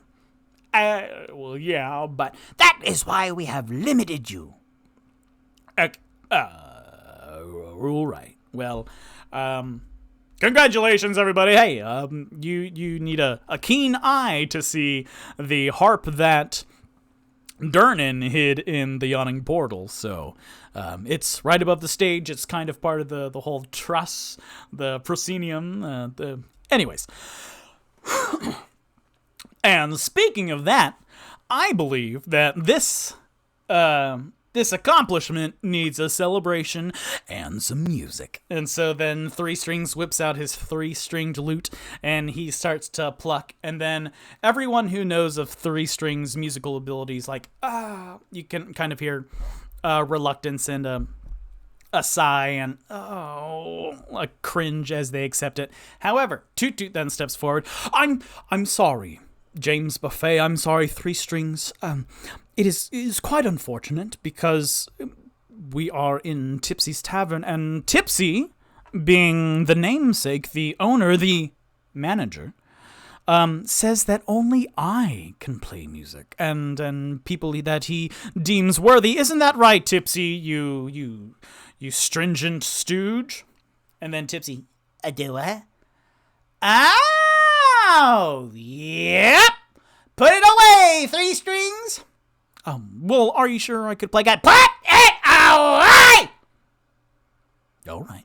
And then Three Strings puts up his 3-stringed instrument, and then a collective sigh of relief falls across the crowd. And then Toot Toot, giving a huge wink down to Tipsy, steps forward. But I do believe that a song would go down quite smooth right now. So, if I may, to all of the friends here, come, friends, drop that circumstance fuss for a tale of victorious, a group for adventure with gnome, dwarf, and half-orc, an ode on this side of Lux.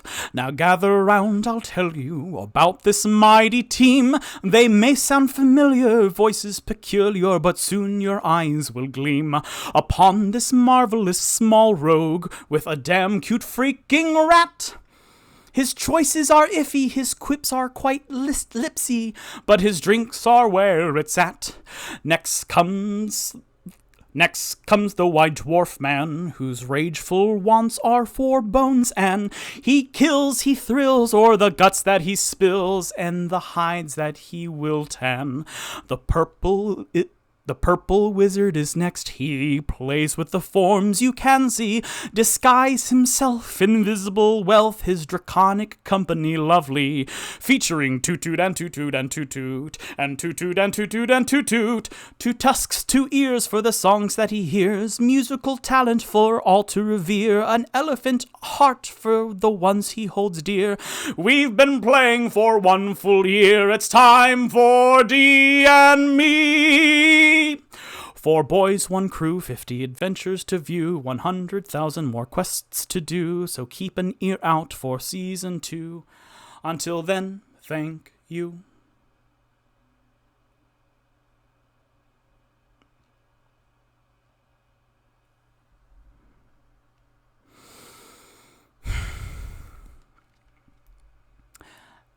And then we zoom out.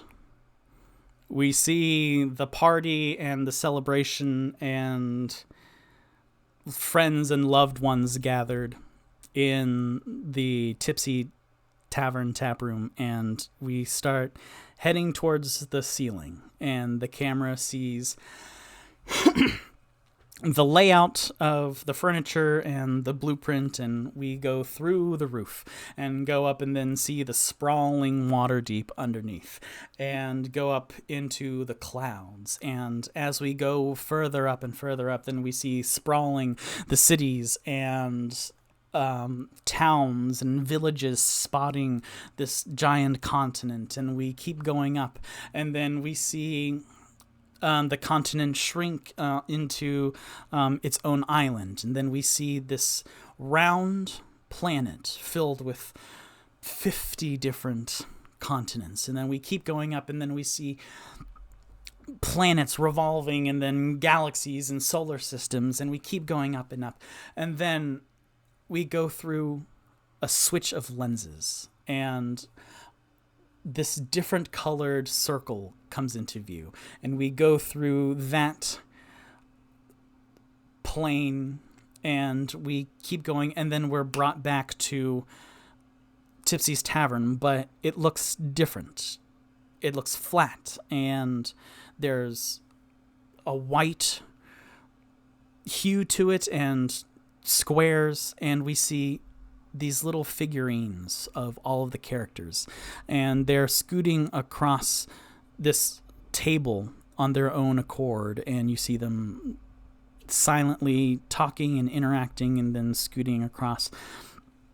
And we are in this cavernous, infinite, impossible room that has white floors and white walls, but overhead is this swirling dark mass of clouds like a hurricane. And we see the walls curve in to the circular room, but we see beyond the walls into a cloud-like venture. And the biggest feature of this room, besides this table that moves by itself and has this grid on it and little buildings but shallow walls, is this throne that climbs. And sitting perched on this marble staircase, this seat, is this billowing, ever-moving cloud form. And then it bleeds upwards into the swirling vortex above, and there's clashes of lightning and brief images of different silhouettes in the cloud, and this perpetual thunder grumble throughout the room. And standing around the table, one is this beautiful goddess whose impossibly large hair, voluminous, red, wavy, flyaway hair, and a poreless sheen to her face, looks down, and she's wearing sheer robes that are see-through, and they flap in this calm breeze compared to the swirling nightmare above. And she looks down at the table and she goes, I've always, look at that. That's so wonderful. I love a happy little end. And that one, she points to this little elephant figure that's scooting and dancing around a small little toy almost with billowing hair also. I've always kept my eye on Toot Toot, and look how happy he is. That's just delightful. Isn't this lovely? And did you see back at the theater my handiwork? Because if you had known like Toot Toot with Zalfin, that was a once in a lifetime kind of meeting. And so I did a little bit of, help to clear up that insight check, and just because it needed to happen, And then another side of this square table, then a voice, a deep, husky, almost whisper comes from this pillar of black smoke.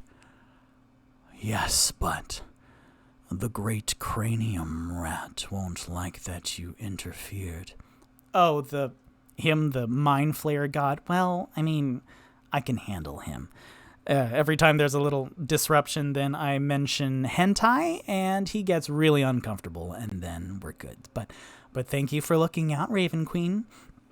And sure enough, this black pillar of smoke, like a raven skull, bleach white, tumbles out from the top and directions itself at Seiyun, the goddess of love and beauty. And then the raven skull puppets down to the table.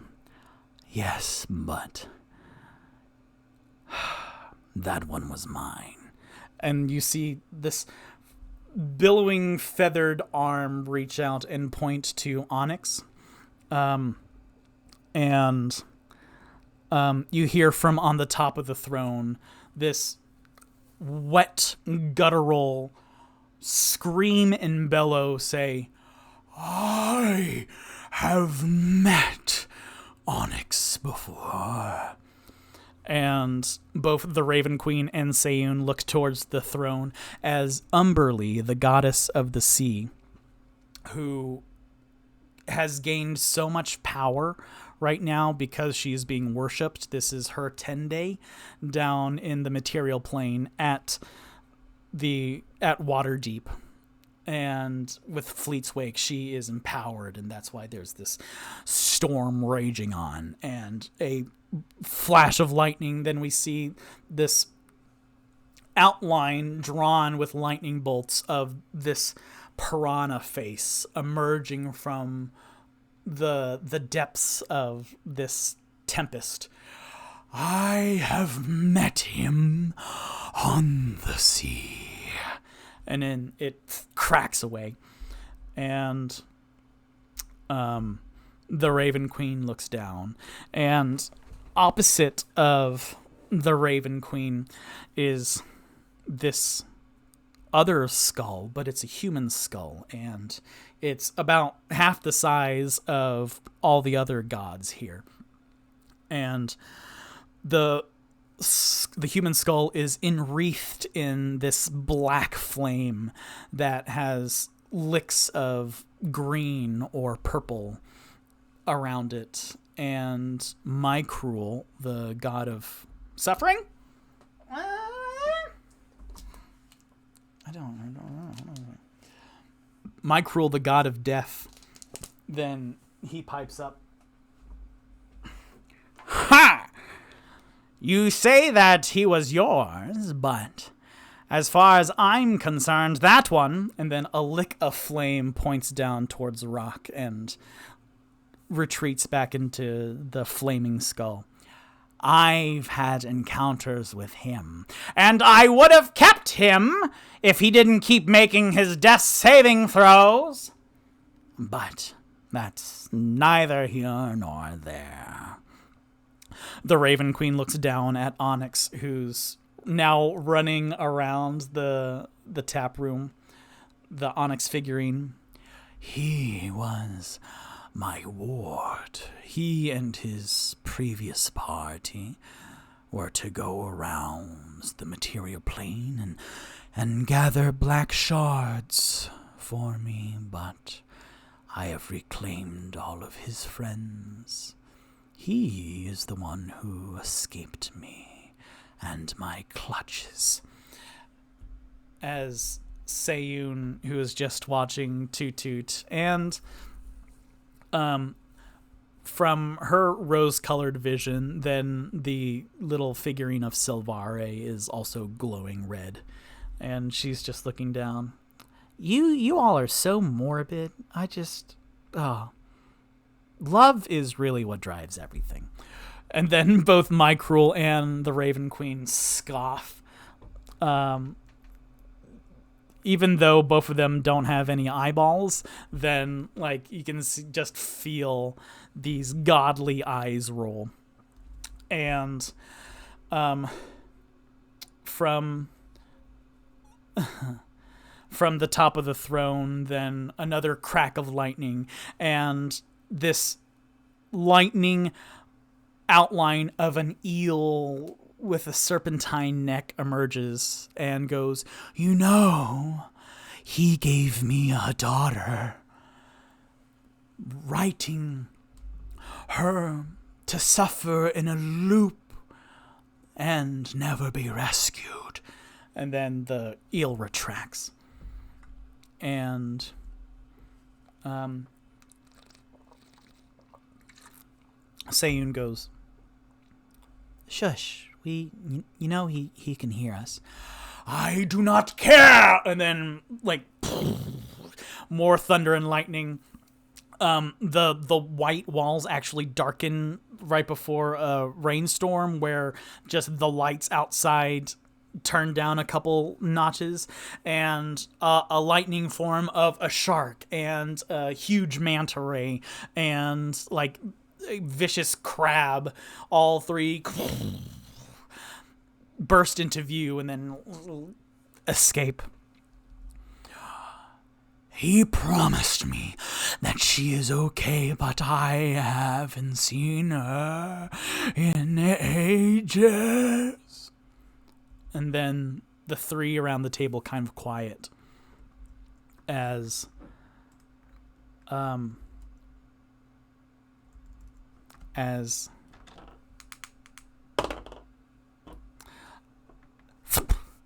a light yellow and red being, smaller compared to the other gods here, pretty translucent, appears. He shimmers into view.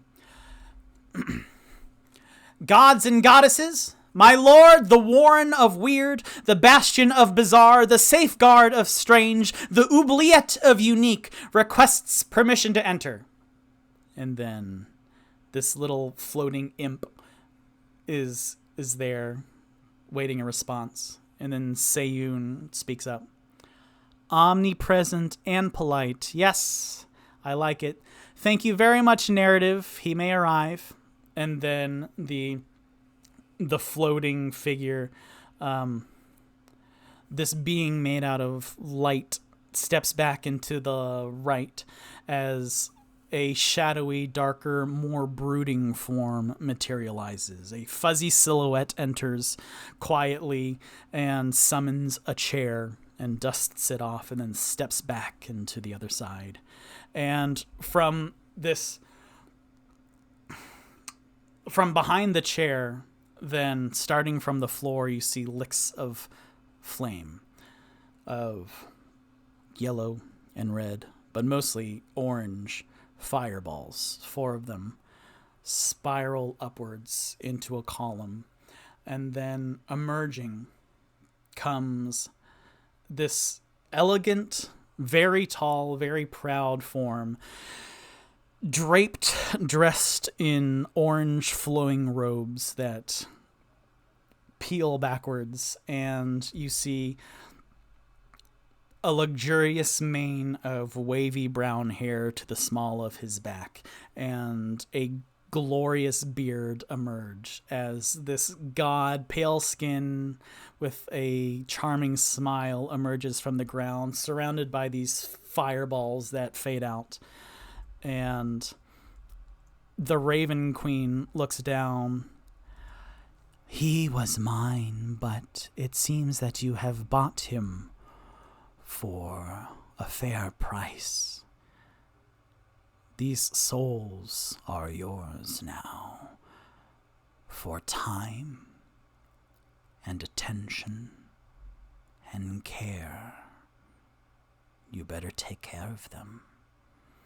And then this god steps forward and he says, "I know. I am doing my best."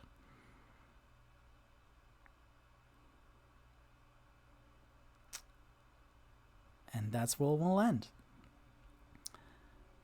That's where we'll end episode 50 of D&Me Adventures. The end of season 1.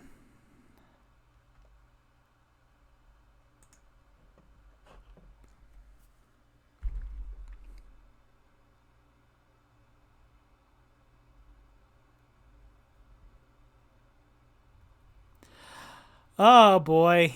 Huh? Thank you so much for watching. This has truly been an epic adventure in every regard. When I first started doing D&Me, like, it was a fun little idea of like, hey, let's put 1 week in front of the other and see how far we get. And we've made it to episode 50 and the end of season 1. And I have so many ideas for season 2 and beyond. And I've learned so much over the past year of doing this. Literally, July 28th, well, weeks and months before that even, of 2021 into August 3rd, 2022. And my whole year of Victor being 30 was devoted to this show. And I love my character so much and the NPCs. And thank you so much, my audience, for watching it. From if you've watched all 50 episodes to if you've just tuned in occasionally, thank you so much. Oh boy. Yeah. Amazing. Now to flip to my outro page. Thank you very much for watching and listening. I'm Victor Rivera, and this was D&Me, a one-man show where I play D&D with myself. I stream Wednesday nights on Twitch at 7 p.m. Eastern Standard Time, and I upload the video the following morning, Thursdays, on my YouTube page. Today's show will be up tomorrow, Thursday, August 4th, and I will do a lot of editing before then. But, yay, I see a lot of skiing emotes in the chat. Oh my goodness. Thank you so much, everybody. You can find me on Twitch, YouTube, Facebook, Instagram, Twitter, and a bunch of other places where on my link tree, that's linktr.ee/D&Me Adventures. And like Gnome, we love you so much. So much. Yes, thank you. This was amazing. I'll talk more about this on Saturday, but this was bonkers I've thought about the last couple episodes like weeks ago, like what I want everything to happen. So normally I roll to see which of my characters gives tonight's outro. However, for the last episode of season 1, I want to give all of them an opportunity to say thank you. So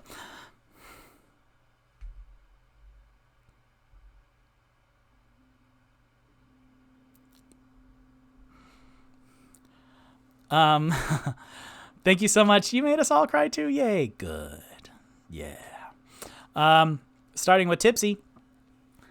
Hey everybody, I'm Tipsy the Forest Gnome Rogue.